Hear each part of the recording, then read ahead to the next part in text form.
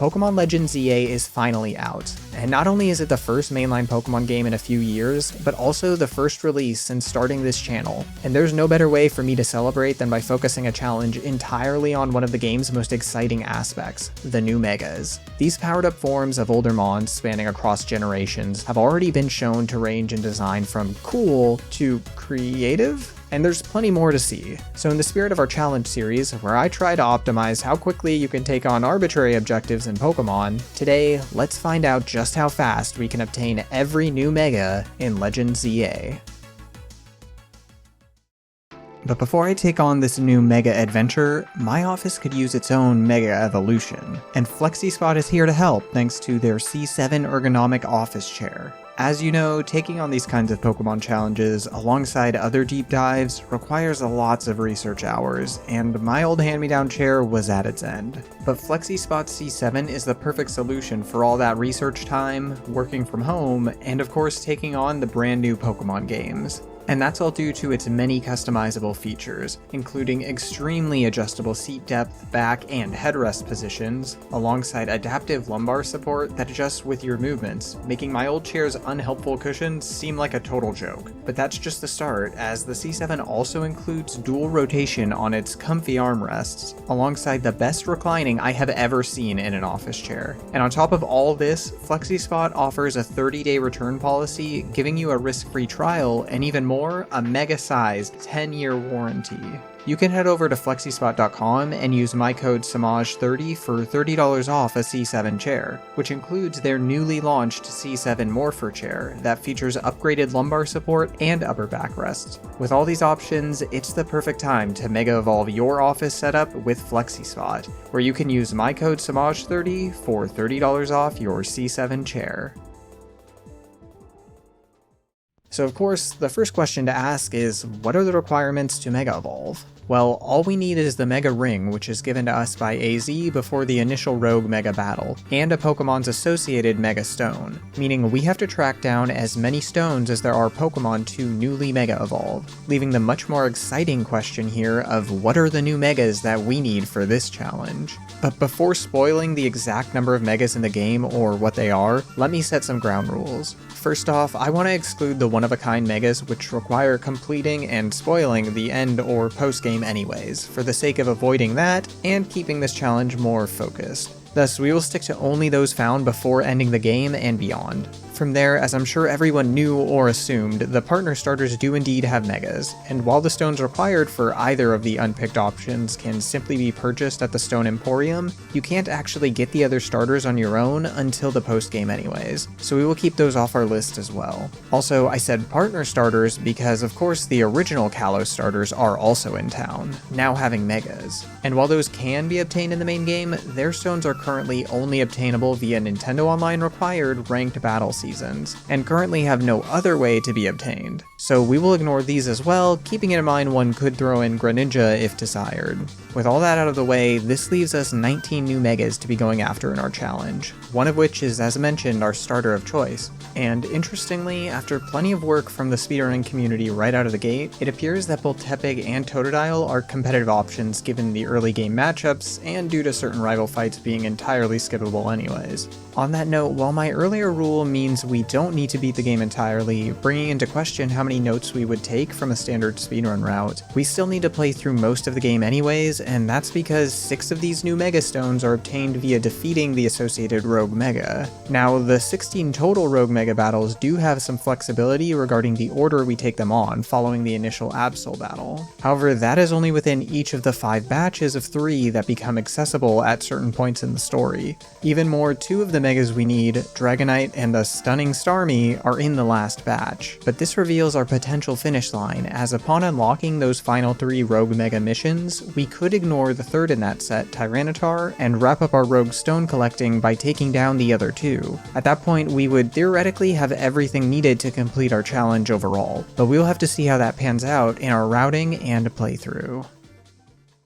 For now, there is something else to discuss regarding the Rogue Revelation. Any speedrun routes will likely be useful, as we still need to go from rank Z all the way to at least rank B, which in one of the fastest runs at the time of writing, performed by the legendary runner we have discussed many times before, Headbob, this will take around 5.5 hours on its own. Keep in mind this run is still technically early in its development, and the route is ever optimizing, so everyone should keep an eye out for even more progress from them and the community in the future. That said, Headbob not only shared these initial runs with the community, but was also kind enough to let me take a look at their earliest route notes to help with the video. After some analysis, a lot of terrible trial gameplay on my part, and initial thoughts on our mega situation, it seemed clear that this speedrun route would work as the backbone of our run. And since it's so new, let's cover the general ideas and early game before getting into the other 12 mega stones and Pokemon we will need to keep track of. As mentioned before, the run kicks off with Tepig or Totodile as a lead, with some backup from Mareep and Fletchling, but none of these will truly stand out in this run, quickly being put on the back burner once we pick up the one and only Bois the Heracross during our required side missions assigned to us by Emma. Thanks to the already learned Pin Missile, learnable Aerial Ace, and early reward Rock Smash, Heracross comes out swinging and will carry us all the way to the first Rogue Mega with ease in Absol. And while good old Bois will continue to be the major carry, it's worth stopping here to note that Absol is a welcome forced pickup, joining the party to provide even more power thanks to its Mega Evo, Swords Dance, and Dark type attacks from Night Slash and Knockoff already.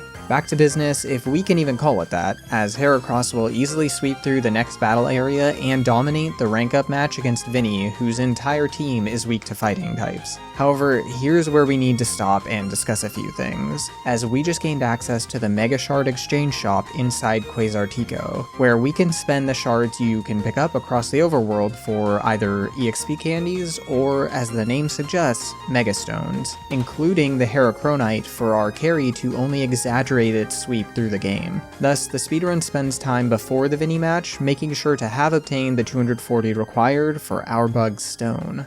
But you might have caught on to something by now about the newly opened shop, because not only does it also include some of the new Mega Stones we need for our challenge, it has every single new stone we are after aside from those 6 rogues and our partner mons, which is freely gifted just a bit further into the story. And that means we need a whopping 3,240 Mega Shards to get all 12 of these, even before mentioning that extra 240 to turn on easy mode for Heracross. Of course, it's not all bad news, as there are some ways to mitigate this, potentially most important being the Canary plush upgrades you can purchase with the colorful screws scattered across Lumiose City. The 5 different colored plushes you can buy offer unique buffs to the player, such as Red's 5 to 15% EXP increase, but relevant here is the pink plush, which gives an increase to the number of shards dropped. In fact, the max upgrade, level 3, actually provides double the boost compared to the previous level, which is the most lucrative final boost of all the plushes, leaving no question that we would want this upgrade, which of course requires us to go and collect colorful screws, specifically 16 to max out the pink plush alone. So we will have to work these in,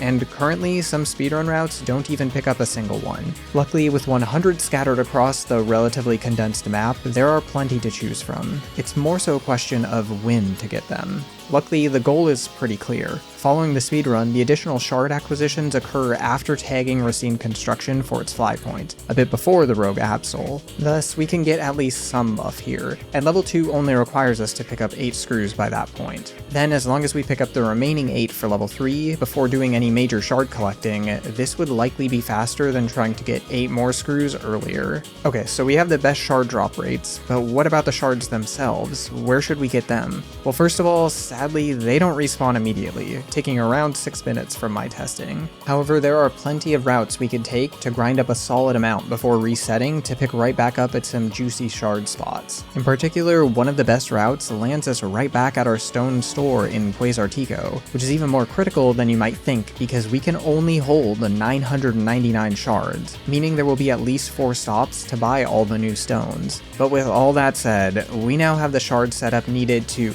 Oh wait, there is one last detail. While the shop does sell the 12 other stones we need, they of course aren't accessible upon the shop's opening. No, instead, stones unlock following certain mission milestones, and the final 2 we need don't unlock until completing Mission 35, pushing our required finish line from pre-rank A to post-rank A, adding about 30 minutes to the run. But at least now we finally have our plan to handle the over 3,000 mega shards we will need for the remaining stones. From here, we could continue looking at the speedrun and first batch of rogue mega battles, but a majority of the remaining game is Heracross sweeping with fun and clever optimization approaches. But those will continue to evolve, whereas my attempt is just a snapshot in time. So we should move on to the Pokemon needed and when to pick them up, as there are a lot of levels we will need, and we happen to have some open party slots. Specifically, Heracross and Absol are locked in, Tepig needs to continue gaining levels for its Mega, and a 4th slot has been used in the best run so far for various purposes. 2 slots are left pretty free, and it just so happens that there are only 2 Mons in our challenge which absolutely need this, Tynamo and Dratini. Yep, that's it. Just 2 of the many Pokemon lines we are after in this challenge will need to actually level up significantly for their evolutions, in part thanks to the available encounters in the game that we will cover shortly. Now, to be clear, similar to the starter issue, Dragonite and Electros can be caught, but only in the post-game Wild Zone 20, thus off limits for our challenge. However, those would still be far slower than the base forms sitting in our party, even with Dragonite requiring level 55. Because when I saw just how strong a team reaching rank A was in the speedrun, I was fairly confident picking up these 2 and leaving them in the team would be successful. But to be safe, we should of course prioritize these catches. And it just so happens that Wild Zone 10, which holds Tynamo, unlocks right after Absol, and sits directly next to an accessible rooftop area holding one of just a handful of Dratini spawns, giving us a perfectly timed combination. This is also a great spot to deviate from the speedrun in general so that we can finish collecting the screws needed for our final pink plush upgrade, plenty of which can be found in this area. What's more, both Wild Zone 10 and these roofs hold an extra Mon we need in Staryu and Hawlucha respectively. Regarding the former, while Starmie can be caught before the post-game in Wild Zone 16, it seems to be rare, and without exact odds currently, grabbing Staryu here and a Water Stone felt like a good call, especially when we can simply buy the original 4 at the Stone Emporium. And we already know Tynamo will need a Thunderstone too. But regarding the other roof encounter, Hawlucha also has a handful of encounters across buildings in Lumiose, and thus it is ideal that we can catch it from the same combined set of roofs as Dratini. And the perfect positioning of our prerequisites doesn't stop there, as behind Hawlucha sits both another screw and the Moonstone, which is not purchasable until the post-game, and this is needed for Clefable, so let's cover that next. Now, while Cleffa can be found on rooftops too, it would obviously be far better to have Clefairy and avoid dealing with Friendship. Luckily, one of the final Wild Zones that opens before the post-game, 19, holds the only spot to catch Clefairy under the gazebo at night. Thankfully, there is again more to find here, although it requires daytime, as Drampa can be found in the same spot. But like I mentioned, this opens up far later in the game after reaching rank B on Mission 30. Thus, for the remaining Mons, we can technically go for all of them at that point, but there are a few which have earlier opportunities during the run we will discuss later.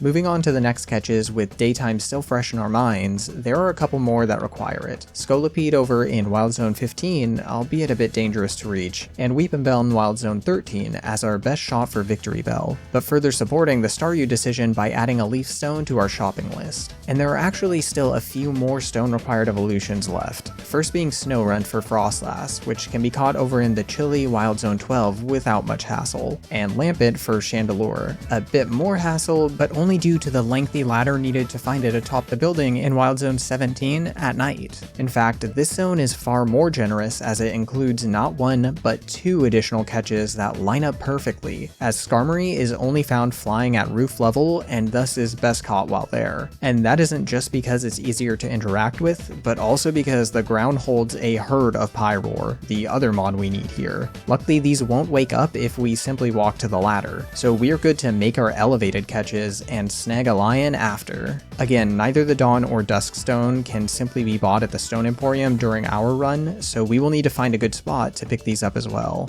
Since Night was needed for Lampet specifically, let's cover the final Night required mons, one of which is Scrafty, who can sometimes be found in the alley behind the Pokeball Boutique, amongst a gang of Scraggy. Again, I have yet to find the exact odds on this, but from some brief testing, it showed up around 2 out of 6 times. Luckily, this location is next door to one of the best shard grinding spots, so it's easy to check during any required grinding. But the final Nightmon is in a wild zone, the previously mentioned 16, with Barbaracle as a pretty common spawn. And even without Starmie, this zone still has one extra offering for us, being the only spot we can pick up Phalanx, and giving us another 2-for-1 wild zone.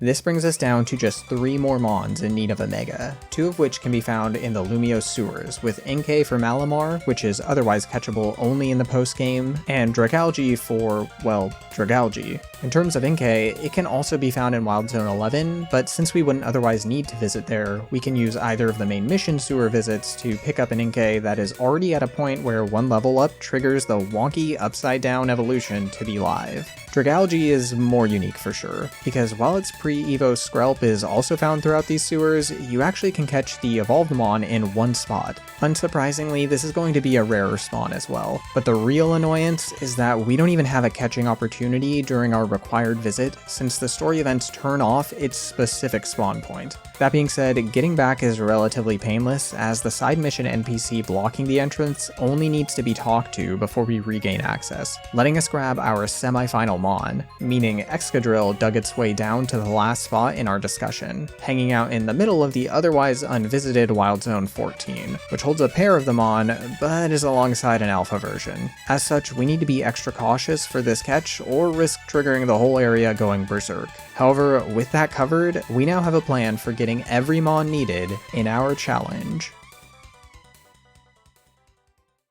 So with the shards, stones, and mons taken care of, we are left with one final question. How do we handle the actual Mega Evolutions? In most of our challenges, a run ended when we caught a Pokemon. In some cases we did have specific levels or evolutions as our finish line, which is more akin to this situation, as we simply need to trigger each of the Megas, but that brings up some additional planning. Sadly, it's not as easy as activating each Mega one by one in succession for 2 reasons. The new Mega Bar is required to be full to Mega Evolve, and once evolved, there currently doesn't seem to be any way to deactivate it. You can't even deposit the Megamon. Thus, we either run out of gauge, or we get knocked out, the latter of which is much faster and can take advantage of any aggro enemies like guaranteed alphas to speed things up. Even then, we can't simply chain Mega Evolutions since we can only restore the gauge by battling. Luckily, the knockout method is our best bet for this as well, since the faster it happens, the more our gauge is preserved.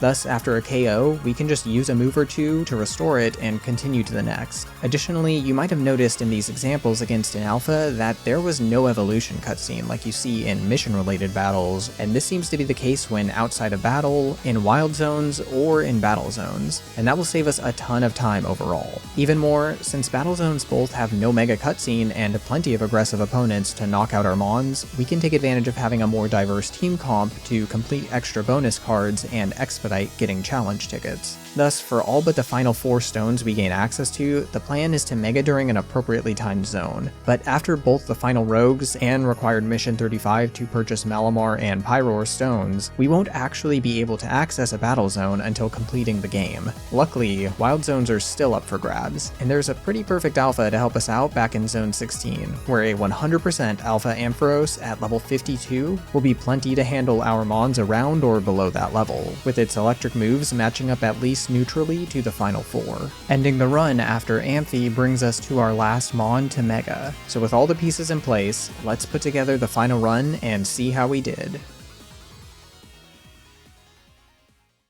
As we touched on before, the run kicks off with picking either Tepig or Totodile, and no joke, the most recent strats flipped back while writing the script, but I went with Tepig during the time of my run. Again, check out the speedrunning Discord and soon-to-be open leaderboards for even more optimizations. Anyways, the first hour of the game is all about making it over to Bois, while being sure to tag any useful fly points and picking up a few screws, particularly those along our path that are either easy to grab or happen to come in multiples. Of note, my run did pick up a Flabébé to aid in a few late game battles, but this is also up for testing at present for options like Beedrill instead. That said, soon after getting Bois and finishing up some mandatory side quests, we make our way to the nearby hotel both for the much later story events here and the fact that we can then taxi right over to the Magenta Pokemon Center across town, which provides a burst of useful things during a speedrun, including another screw if needed, a cafe fly point, and a pair of medium experience candies, including one inside Restaurant Leia, another critical fly point, being right outside our shard grinding location, as well as the Pokeball Boutique and Scrafty. But even more, this trip offers our challenge some extra benefits, first of which being the previously unrouted Dusk Stone, required for Chandelure in the corner right along our way past Cafe Triste. And afterwards, if we make a quick detour behind Quasartico, we can climb the obstacle course for not one, not two, but in combination with a daring jump, 3 more colorful screws to our collection. Plus, the roof is part of our previously mentioned shard grind route around Quasartico, and thus we can pick up a few extra shards during this visit. Also worth noting, we can grab a couple quick balls to help with the earlier catches we have coming up shortly. From here though, the route mostly follows the main missions, with Bois at the lead and picking up another screw during an upcoming battle zone. The next notable point is before the rank up match against Savi, where we make a quick stop at Restaurant Lawao for another medium candy, but much more importantly, climb the scaffolding to reach the garden rooftop, which includes not only a medium and rare candy, but also the last unrouted Evo item, a Dawnstone for Frostlass, alongside a solid offering of Mega Shards. Plus, we can drop off the roof for both another screw and rare candy before finally taking down the rank up match. We then continue on with a quick center tag and candy before the next battle zone, where we can also grab some extra candies on the rooftops. But following this ticket is when we will be tagging Racine Construction and spending some of our screws. Thus, if we make a quick stop at the research lab nearby, we can grab another trio of screws, which means after we fly to the Vert Pokemon Center to finally go and tag Racine, the screw on our way puts us at 13. Just more than enough to grab another EXP boost for safety, alongside the level 1 and 2 Mega Shard boosts. Then we simply make our way over to the next rank battle, picking up a trio of small candies from an NPC on the way, and proceed through the story missions to take down our first rogue in Absol, who is again an immediate addition to the team and helps in facilitating a quick loss to our rival, which can actually just be forfeited to save additional time in more recent runs. As mentioned prior, this is where we take our first catching trip, flying right on over to Wild Zone 10 for Tynamo and Staryu, then climbing to the roofs for Dratini, Hawlucha, and that Moonstone. Of note, we make sure to put both Tynamo and Teeny into the party before moving forward. Also, we can pick up 4 of the remaining 7 screws we need practically along our path, and 2 more by tackling the climb just across from Hawlucha. And with just a single screw left for our final Mega Shard upgrade, the one right before our eyes in the next battle zone is perfect and even sits alongside another rare candy during the climb up. So after grabbing a shiny stone in this zone for the Florges strat and completing this challenge ticket, we can perfectly grab the max upgrade from the nearby Racine before we make our first smaller shard grind on our way back to Quasartico, where after defeating Vinny we can purchase our first stones, the Heracronite for Bois, and the only new stone available at the moment, the Dramponite. From this point, things become pretty straightforward for a bit, simply progressing through main missions, notably taking on our first rogue trio options where we always make sure to grab the large Mega Shard drops surrounding the encounter to save time grinding later. Eventually, after getting to Battle Canary, proceeding past the next battle zone and set of rogues, we get to start the mission with Emma and Ivor, which leads to the sewers. To get there though, we will need a Mon with Ice Beam. The current route is to pick up a level 35 or higher Vanillite in Zone 12, which you probably probably recall holds our Snowrunt, giving us the perfect chance to catch it, and again we can hit the Stone Emporium on the way over for the Thunder, Water, and Leaf Stones we need. Then we are ready to head into the sewers thanks to our Ice Cream Cone, where we get treated to an Inkay encounter, but still have to wait until a return visit for the chance at Dragalge. For now though, we finish up the battles in this mission, rank up, and while teaching Bois close combat for a couple upcoming battles, we go ahead and finally evolve our starter and Tynamo to their pre-mega stages.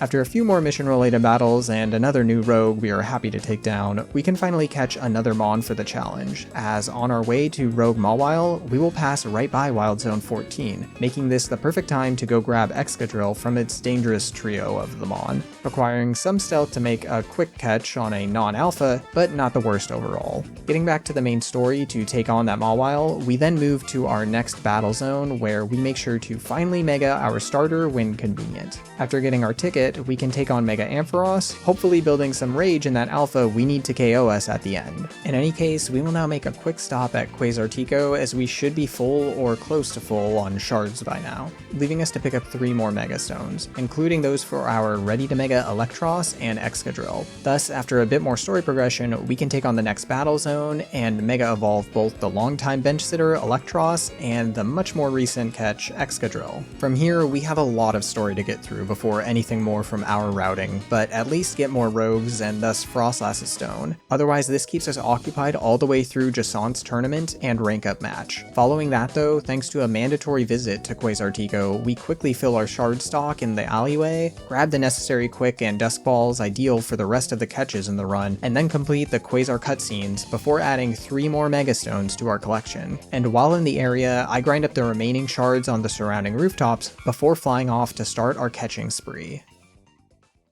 Since it was daytime for me, this starts off with Weepinbell in Area 13, which isn't much trouble thanks to some relatively spread out spawns. However, the next catch and the nearest to fly to Wild Zone 15, Scolipede, gave me a much harder time given how aggressive the Mons were and it seemingly only having 1 spawner. Thus, I cleared out the Pumpkaboo line and Whirlipede first to ensure a successful, undetected backstrike throw. The next nearest to here on our list is Wild Zone 19, and although Drampa is claimed to be a day spawn, I have only found it at the start of a day. Thus, I wasted a bit of time changing tonight for Clefairy and a Duskball first, and swapping back to day where the Drampa spawned without issue. I then used some of this daytime for a few more story events, before continuing the hunt at night in Wild Zone 17 for the Rooftop Lampent, Skarmory, and a Sleeping Pyroar. In between night trips, I was also checking for Scrafty behind the boutique, and luckily found one here on my second attempt. This left just one area to fly to, as Wild Zone 16 held both Phalanx and Barbaracle, and the final Mon we needed lies in the nearby sewers, Dragalge, simply triggering the side mission to go inside.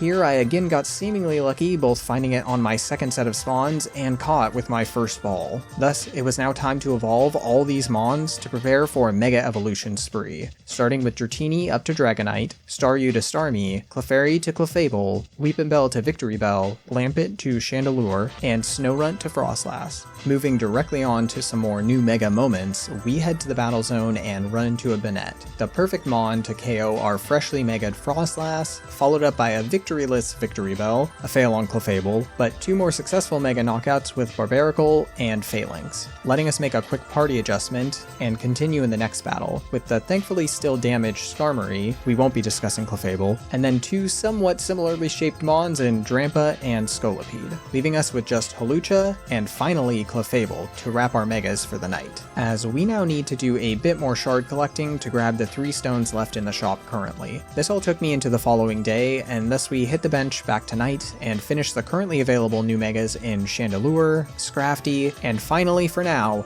Dragalge, followed up of course by completing the battle zone itself. This leaves us just a few more story beats, most relevant to us of course being the last 2 rogues we need, including the interesting but clever Starmie and the quite dangerous Dragonite. From here, we essentially book it through the Lysander Labs mission in order to take on our last rank up match to hit rank A, which if you recall means we can finally buy the last 2 new Mega Stones at the Shard Shop. Sadly though, we can't simply fly there as soon as we are given back control in our room, and instead have to do the last Hotel Z cutscene before the rest of the story would wrap up over at Lumiose Tower, and we can instead head out for just enough Mega Shards to buy those remaining stones for Pyroar and Malamar. And speaking of, after adjusting our team scheme to include the final 4, we need to level Inkay once, then literally undock and flip our console over in order to evolve to Malamar, bringing us down to one final task. Flying to Wild Zone 5, which actually puts us closer to Alpha Ampharos in Zone 16, who one by one takes out our long-awaited Mega Starmie, Pyroar, Dragonite, and of course, my friend Malamar, wrapping up our most mega of challenges so far. Coming together to a monstrous time of 8 hours and 54 minutes. But at least we were still solidly under the 10-hour mark, which I will take as a win for sure in such a short amount of prep time. And it wouldn't at all have been possible without the help of Headbob and the speedrunning community in general. So again, if this kind of thing interests you, definitely go check out the Discord and upcoming leaderboards to participate in the community, learn more, or try out some runs yourself. Also, can't forget to mention the always fascinating work of Anubis and Rotom Labs for consistent findings and a catch calculator from day one. All in all, this run definitely has some mistakes. Aside from just general failures eating up time, there are some routing improvements I know I missed on my end, like Inkay being a faster catch in the second sewer location rather than the first, or simply getting a Skrelp to leave in our party rather than going back for Dragalge at all. But if you have any other thoughts or improvements, I would love to hear them below. Anyways, that's all for now on this one. Hope you enjoyed this challenge. It was a lot of fun and such a unique experience seeing the routes coming together in real time, especially after studying the history of so many previous games in this franchise for the last few years. Speaking of, after 2 years, my biggest project, the Roses sequel, is getting close to the finish line, having just a bit more time until it's done. Thank you again so much for watching and of course your continued patience while I work on these projects. Roses will be here soon.